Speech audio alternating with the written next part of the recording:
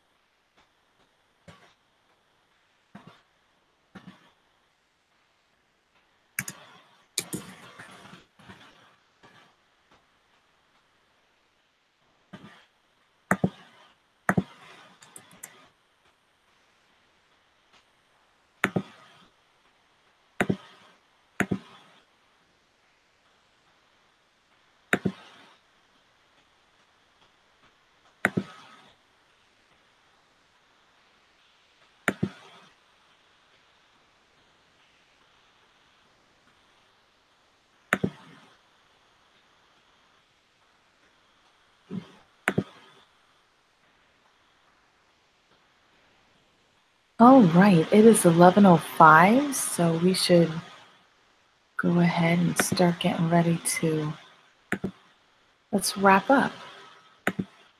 All right. So I did my work for 31 Days of Narratemes today. Well done me, feeling good about my progress there. Then I got started building the lunar calendars that I'm going to be selling on Etsy, which will include Marian feast days. So it'll be a combination um,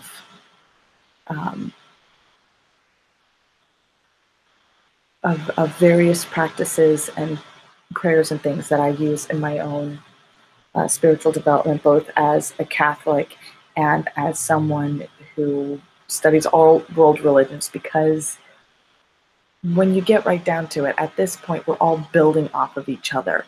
There are very few faith forms that can be considered pure and untouched by other faiths. And even in, political interactions with the other faiths, no faith has gone untouched. But Christianity is really, all forms of Christianity are built off of all the faith forms that came before.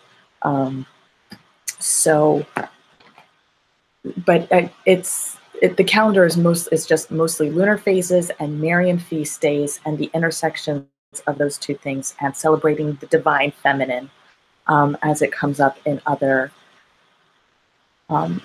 ways. So that's what I'm building calendar-wise for folks to use. And yeah, so that's what I got started on during the second half of my writing time today. So checking over in the chat, we have the question of how's the job interview. I have not been interviewed for a job in a while. I sent in an application to interview for a job yesterday, and I did get an email response this morning, or rather I got one within an hour of sending in the application, letting me know that if they're interested for an interview, they will let me know soon. So I got an autoresponder back, is how that process is going so far, which is more than I've heard back from any other job I've applied to in the last few months. So, but I am hopeful. I am hopeful because even though that particular email was an autoresponder, everybody who hires out and puts their job postings online usually has at least an autoresponder set up. And I've actually applied for a job that's here at AS220 where I live.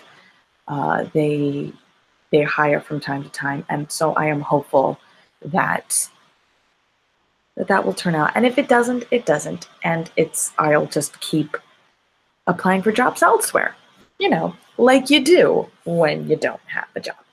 So that is that. I worked on 31 Days of Narratemes. I worked on the lunar Marian calendar for 3 months, or for spring, getting that all set together. Thank you for the wish of good luck. And hope is a good word. I have to agree with that. Hope has some interesting etymological roots. Etymology being the study of the development of a word, its history, how it sort of iterates over time, both in definition and construction. And hope has the same etymological root, has an etymological root that over time has split into the words hope, hop, and help. So I am a fan of that word, and I am a fan of its history and the little leap of faith that hope is required to be, and the comfort hope itself brings, which is itself a helper. And so those etymological roots, binding those three words together, and then even the way those words are used, they all kind of overlap on top of each other still. Hope is a very good word. I'm a big fan of that particular word. A little bit of figglediness on the mind in terms of this lunar calendar, how exactly I want to work the 2-page spread for the PDF download I'm making. I've at least got the first page of the 2-page spread set up. Good to go. So I am happy with that. Thumbs up to you as well. If there's anything else you want to know about any writing projects, about any writing styles, anything I happen to know about in terms of writing, anything that you want to share about the work that you're doing so we can discuss that, please let me know in the chat. How's the ASMR audio project? All right, so I have, why am I looking over there? It's not over there. It's on the computer. All right, so I'm looking over here because I made my initial list. I made a preliminary list of things that have already been published online in print, published online and in print.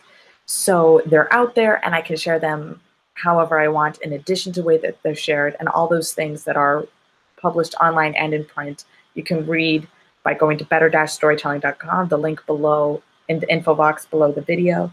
And so I made a list of all those things, excuse me.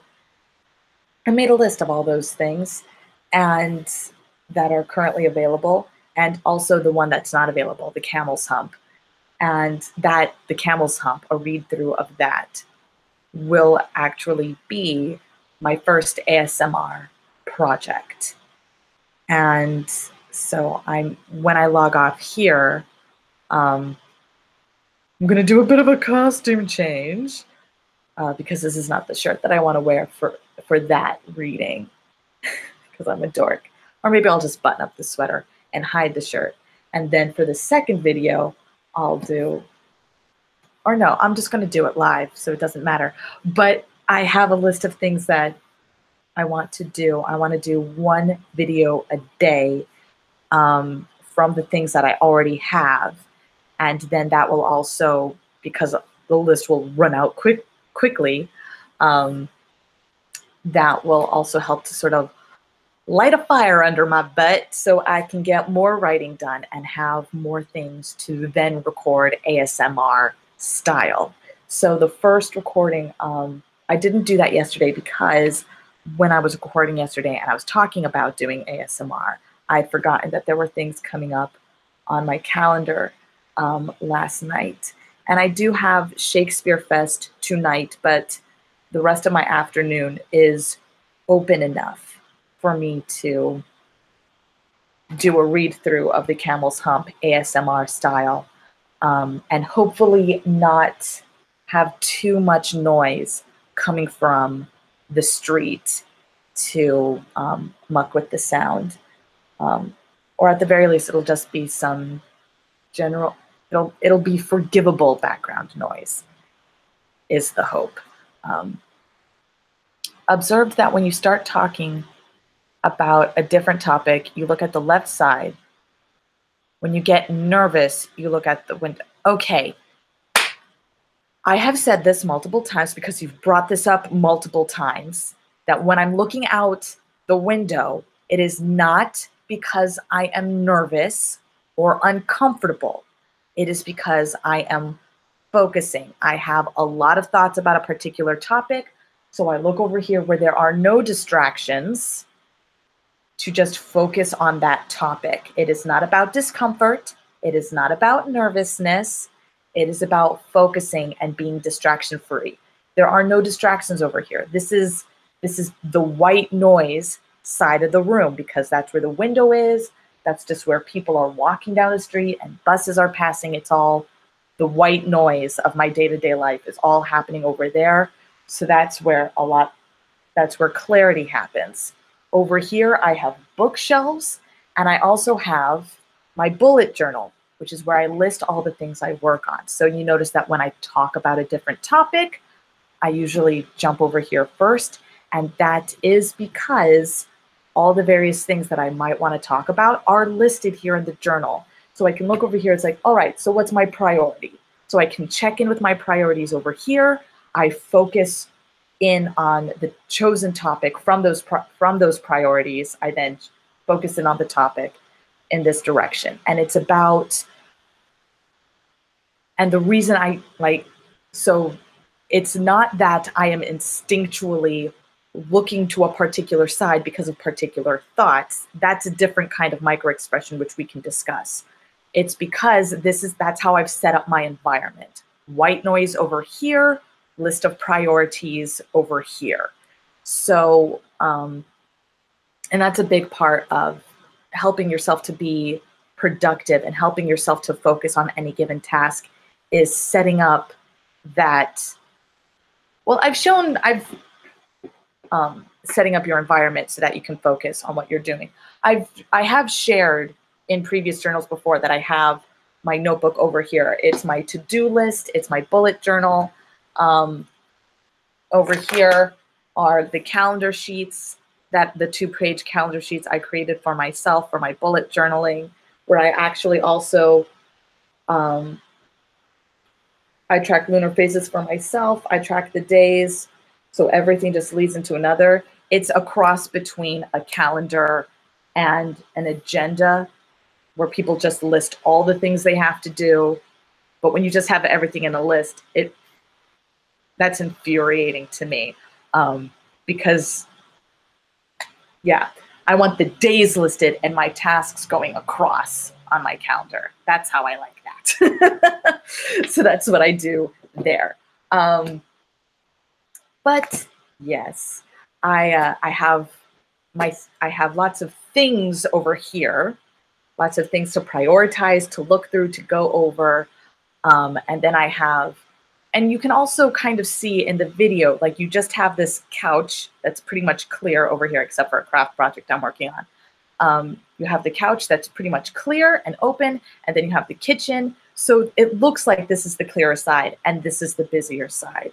So prioritizing, focusing, and everything is arranged in my apartment and in my work area so that when I'm working on a task, that's the only thing I'm working on.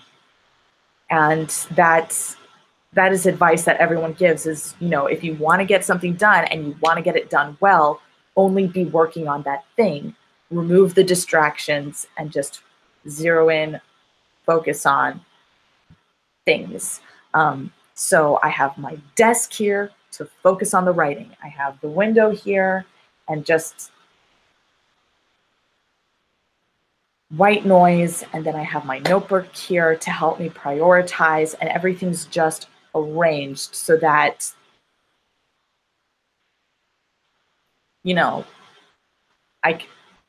I'm never lost when I sit here to work on my writing, because I have a list of things to do and I have space to just slow down and focus.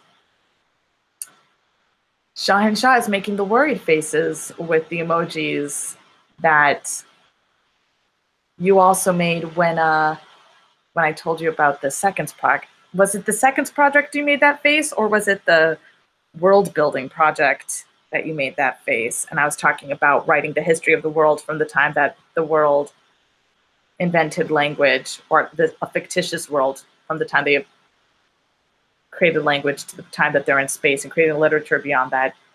Or the seconds project, where I'm writing a line of verse for every second in a 12-hour period, and it's all based on fairy tale. Oh, it was that one, because I was explaining the math of the hands of a clock with the crossings of the minute hands, an hour hand, and the second hand across the minute hand, and the second hand across the hour hand. And you did the Genius Work World Project. Okay, so it was the world building project that you remember doing that. I remember it being the seconds project. Either way, Genius Work. I have mixed feelings about the word genius because of the history of the word genius, where it was originally the genius, as the Romans called it, or the daemon, as the Greeks called it, which was then Christianized into the term demon, and therefore demonized, which is rude, where you had this sort of otherworldly helper with your work. And so if you were doing something that was really good, you had your genius was on the ball that day. And if your work was bad, it's like, oh, it's not your fault because it was your genius, because your genius was slacking off. And then over time it became, rather than you possessed genius, you were a genius.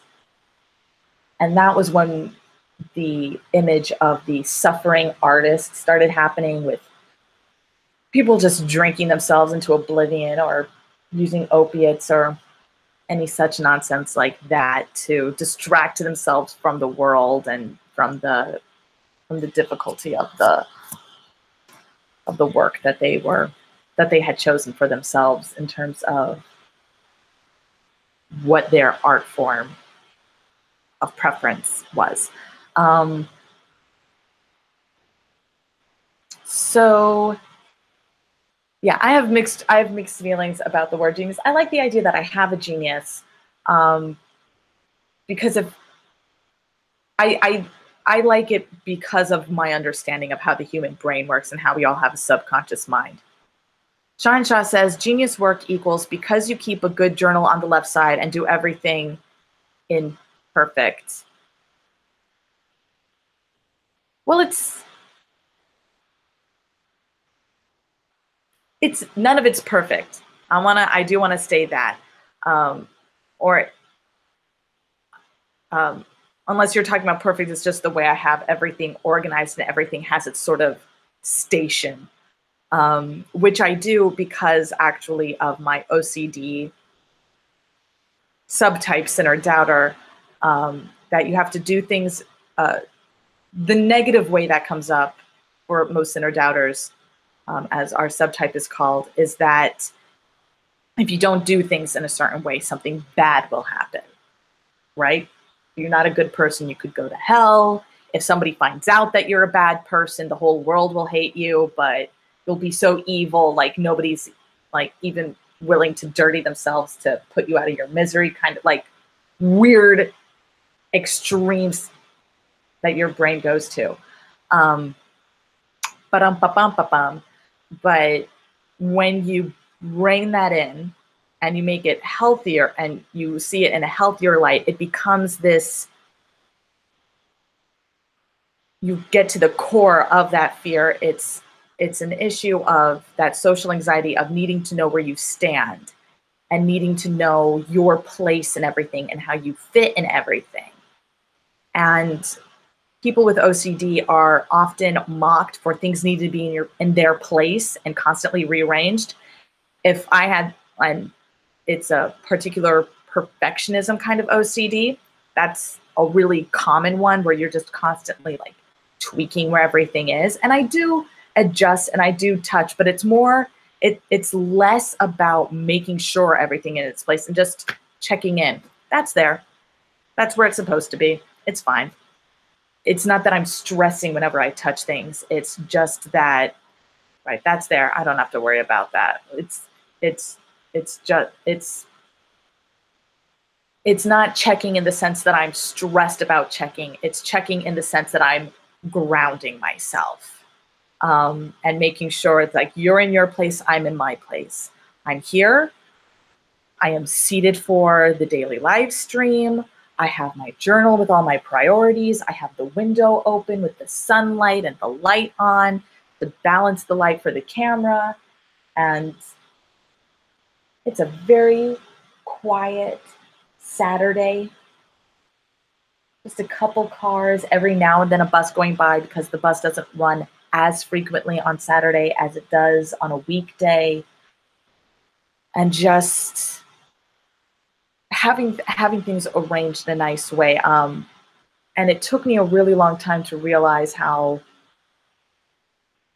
even though I'm not an OCD subtype who needs things to be in a very specific place, it's a lot easier for me to get into the flow of things if things are in their place. It's about having a system so that I'm not having to get everything set up every time I go to start something and having to rearrange things, because the more steps that are involved in starting something, the less likely I am to start it, and the more likely I am to get caught in my avoidance compulsion, which is there's too many steps just to hit go.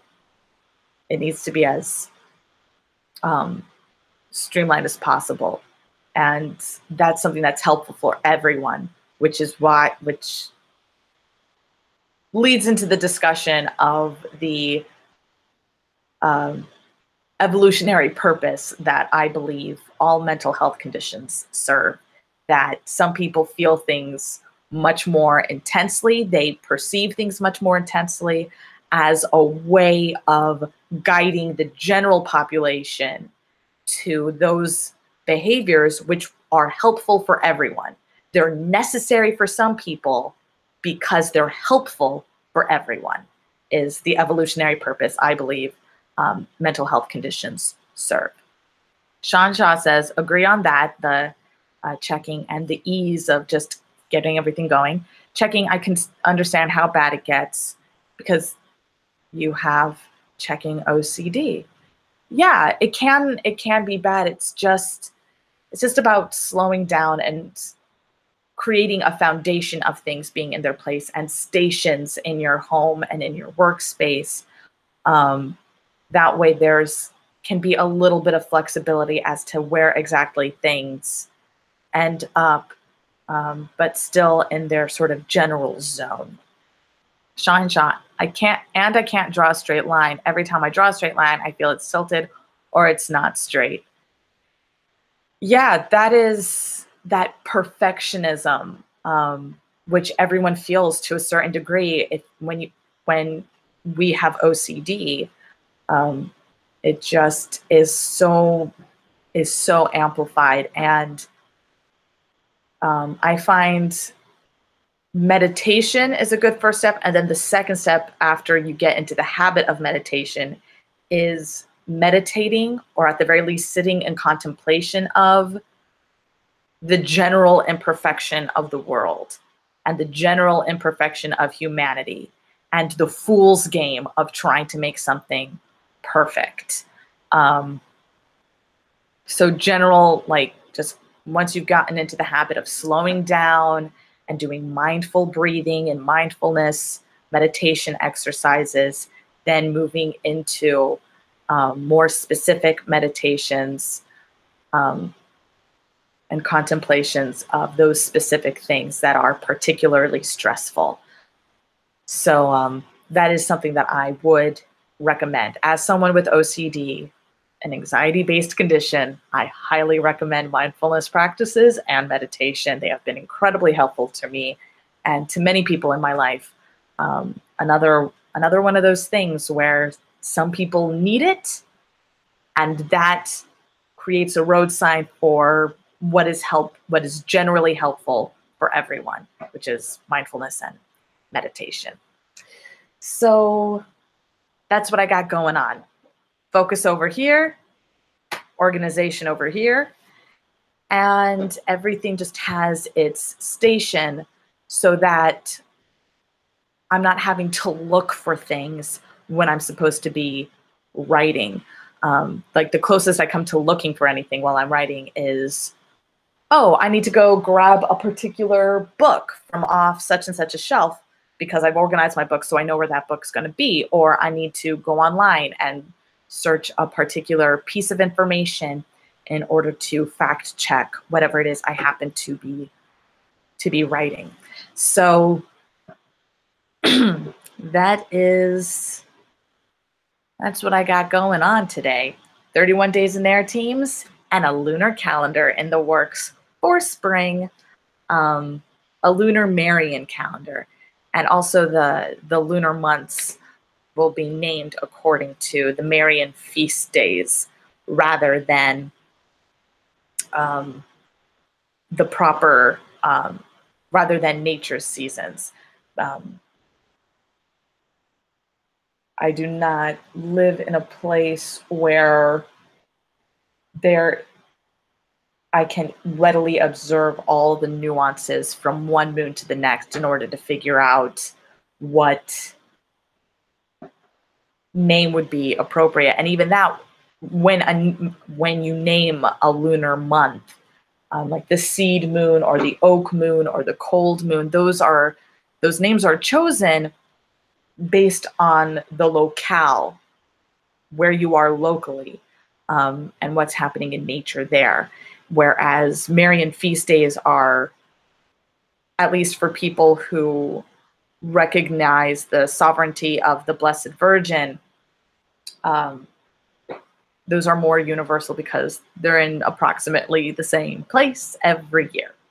So, yes, that's what I got working on. And today, after I log off here, and which I'll be doing in just a moment, I'm going to be making my first ASMR official video. So thank you very much for joining me today and talking with me about writing and creating an environment for working on your writing. And I will see you tomorrow for our daily morning writing. And we'll be here at 9 a.m. Eastern Standard Time to 11 a.m. Eastern Standard Time. Good journey, my friends.